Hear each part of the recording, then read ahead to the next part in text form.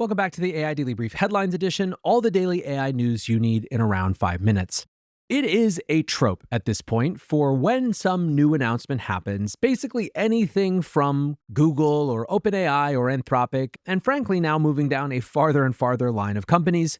Inevitably, some hyped up thread will say, this is a game changer, this changes everything.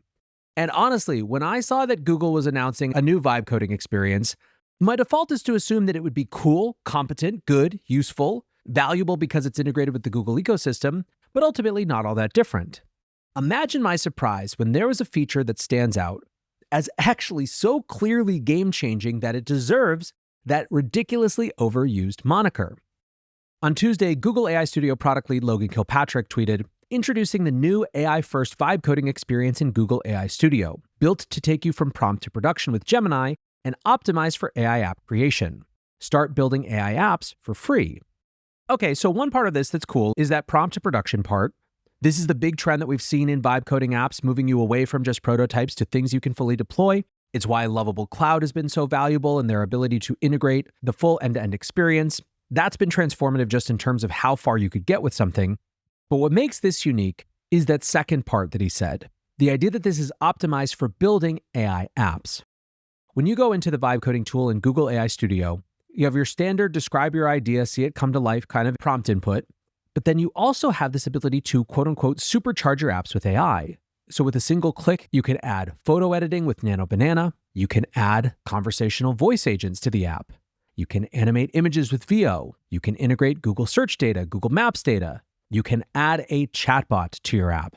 I had been messing around with a prototype for an enterprise ROI tracker, and the difference that this made is that I was able to add voice agent integration even into this prototype, so that in addition to just regular surveying, I could add a voice experience where the agent asked for further information. This is something that we have spent months building into Super Intelligent, and while of course the off-the-shelf voice agent that just plugs into your Vibe app isn't anywhere near the tuned, tweaked thing that we've built for the sort of enterprise-grade, large-scale discovery process we do with Super Intelligent, the fact that that's a single click now as part of a vibe coding experience is a total, actual, I'm sorry to keep using the word, but game changer. Now, I had to mention this as the lead in the headlines because it just came out, but I'm planning on some content that goes much deeper on this, maybe provides some examples, maybe does even a live demo of how I'm using this, either this week or next. So I'll cut it there, but suffice it to say, go check out Google AI Studio, add a chatbot to your website, go nuts. Of course, the vibe coding competitors are not sitting on their laurels, and Lovable has just announced what is an extremely hyper useful integration as well. Lovable users will now be able to build an entire online store thanks to a partnership with Shopify. The new process of creating an online store is now as simple as a vibe code prompt. The example they give, create a Shopify store for a minimalist coffee brand selling beans and brewing products. Lovable, they say, then instantly designs and builds the storefront complete with product pages, checkout, and navigation. However, because it's Lovable, you also have much more fine-tuned controls than you would if you were just, for example, using Shopify's templates. Now, what's interesting about this is that people are a little anesthetized to announcements at this point, and yet people instantly saw that this one was a big deal. Sumia wrote, this is a proper use case for the mass, not some AI slop pseudocoding time-waste stuff. This clearly says Lovable is going to remain mainstream for many more months. Aditya writes, wait, this is actually huge. Imagine just how low the bars become to start an online store, basically non-existent. And while one could argue that just using Shopify already with their templates was good enough for most people, as someone who has built websites with both the template builders and WordPress and all these sort of things, and now maintains my website with Lovable, it is an incomparable experience in terms of how much control, how much creativity you can exert. These things are not shifts in scale, they are shifts in kind, and I actually think that this integration is going to be a huge deal. Next up, one that has gotten a lot of chatter on Twitter. A new investigative piece from the Wall Street Journal took readers behind the scene of OpenAI's multi-$100 billion deals.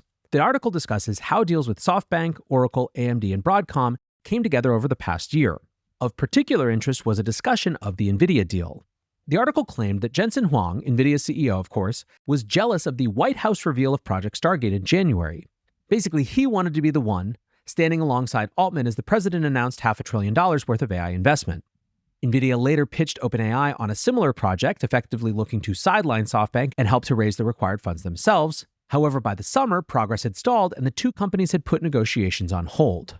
Then in June, the information reported that OpenAI had begun renting Google's TPU chips to supplement their compute.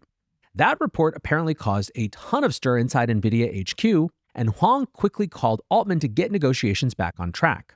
Now, OpenAI never did consummate a deal to use Google's chips, and the result of this convoluted process was the $100 billion strategic partnership announced in September. Under the agreement, NVIDIA will lease up to 5 million chips to OpenAI worth some $350 billion, and NVIDIA also has the right to invest up to $100 billion in OpenAI in order to help them pay for the deal. New from this reporting is that NVIDIA is also discussing a guarantee of OpenAI's debt financing for the new data center bills, basically meaning that NVIDIA's free cash flow is also backstopping things. Now, Sam Altman already has a reputation as perhaps the most gifted dealmaker of his generation, and this only reinforced that point. Amit is Investing summed it up. Remember when the information reported that OpenAI was thinking of using Google's TPUs? A few days later, NVIDIA's X account posts a screenshot of Reuters' article denying that OpenAI was going to be using Google. All of this seemed calculated from Sam to get Jensen to the table to make that $100 billion investment in them and further intertwine OpenAI's success to NVIDIA's success. After the deal was made, Sam went on to get deals with Broadcom and AMD, really making sure he could diversify as much as possible while bringing more companies and their progress into OpenAI's trajectory. The punchline being, Altman is ruthlessly trying to make sure that if AI ends up being the transformational technology we all think it can become, he is going to be at the center of it. Essentially, he's trying to make OpenAI too big to fail by making sure that every other important AI company fails if OpenAI does. Absolutely crazy time to witness this happening in front of us. And staying on the theme of these massive deals, Anthropic is in talks to sign a multi-billion-dollar cloud deal with Google. Bloomberg sources said the deal was still in its early stages, but would be valued in the high tens of billions of dollars. Now, while some are tempted to think that maybe this represents some sort of wobble in the relationship between Anthropic and AWS, to me it's pretty clear that the name of the game when it comes to AI compute is polyamory, and no one is being mad at anyone else for doing deals with everyone and everywhere they can get compute. Still, the market seems to think that it's bad news for Amazon with their stock falling 2% after the news broke, and Alphabet's stock up 1.5 points. Wild times out there in AI land, but we got a big product announcement from OpenAI as well that we have to get into. So with that, let's close the headlines and move on to the main episode.